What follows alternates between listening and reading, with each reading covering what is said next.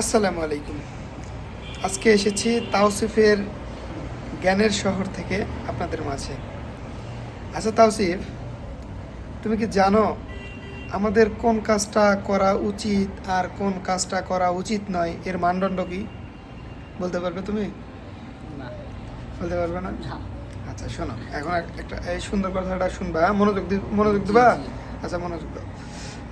একজন মনীষী জিজ্ঞেস করছিল, বুঝছো, মানে একজন মনীষী বক্তব্য দিচ্ছে, তাকে জিজ্ঞেস করছিল ওই স্টুডেন্টরা, সামনে থাকা অডিয়েন্সরা, যে আচ্ছা ওস্তাদ, আমাদের কোন কাজটা করা উচিত আর কোন কাজটা করা উচিত না, আমরা তো শিশু, আমরা তো আপনার তো মানে কিশোর বা 10, 11, 12 বছর বয়স, আমরা কিভাবে বুঝবো?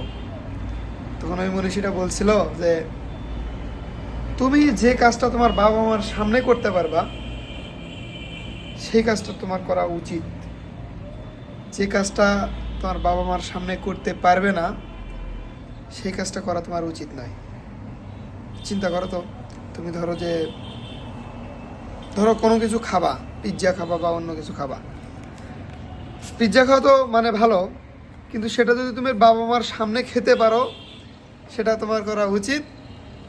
যদি বাবা মার সামনে খেতে না পারো সেটা উচিত না। ধরো তুমি টাকা চুরি করে নিয়ে গেছো, তুমি বাবা মার সামনে খাইতে পারবা না? আচ্ছা, কিন্তু তোমার বাবা মা তোমাকে খাইতেই টাকা দিছে, তাহলে তুমি বাবা মার সামনে খাইতে পারবা।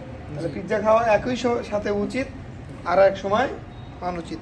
এরকম তুমি প্রত্যেকটা কাজ দেখবা, প্রত্যেকটা কাজ, এক্সেস মোবাইল চাপা, অতিরিক্ত মোবাইল চাপা, তোমার বন্ধুদের সাথে আড্ডা, আড্ডা তো দেওয়াই যায়, দেয় না। অল্প, কিন্তু এক্সেস আড্ডা দিতে পারবা না।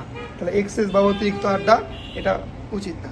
ঠিক আছে, আজকের ভিডিও এখানেই, আমরা পরবর্তীতে নেক্সট কোনো ভিডিওতে আসবো ইনশাল্লাহ। আসসালামু আলাইকুম।